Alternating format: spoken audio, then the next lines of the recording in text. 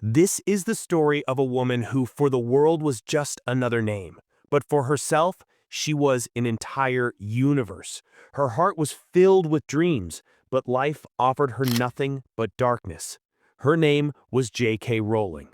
Born in a modest town in England, she completed her education and dreamed of becoming a writer. But dreams are not easy. Time turned against her, love came and then broke, marriage collapsed, and the world she had trusted crumbled around her. She became a single mother, divorced, jobless, and penniless. She had no job, no income, and no hope. Winter nights passed in a cold, damp apartment with no heater, holding her baby tight, hoping for a miracle. Sometimes there was no food, sometimes not even light. She was drowning in depression so deep that even thoughts of suicide knocked on her door. But in all that darkness, there was still one small light left within her: a story. That story was about a boy, a magical boy named Harry Potter.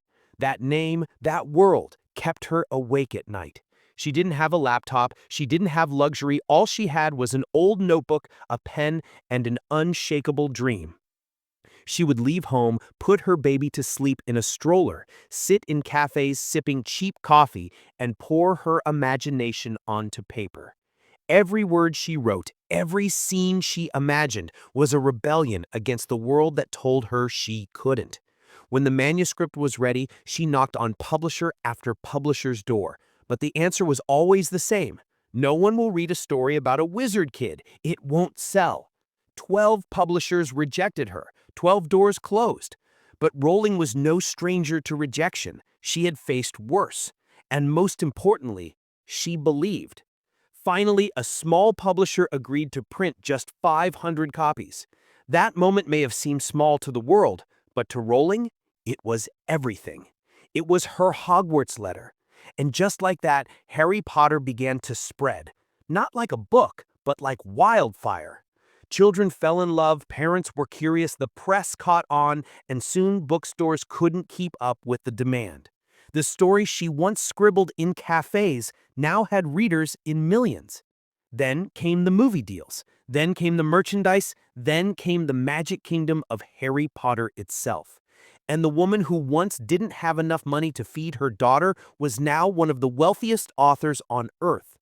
But it wasn't the money that defined her. It was her courage, her resilience, her refusal to give up. Today, J.K. Rowling's name is printed in gold, her books translated into over 80 languages, and her characters loved in every corner of the world. But her true legacy isn't just the story of Harry. It's the story of herself. She proved that even in your lowest, poorest, darkest moments, your dreams can still live. And not just live, they can fly.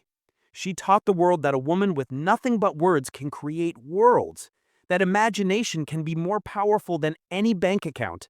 And most of all, she taught us that rejection is not the end, it is the test. If you believe in your vision when no one else does, if you keep writing your dream even when the page is blank and hope is lost, then the world will listen.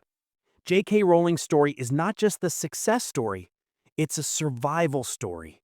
A story of magic not from wands and spells, but from will and belief.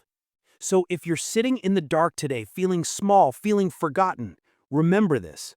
The next Harry Potter might be inside you. All you have to do is believe in your magic.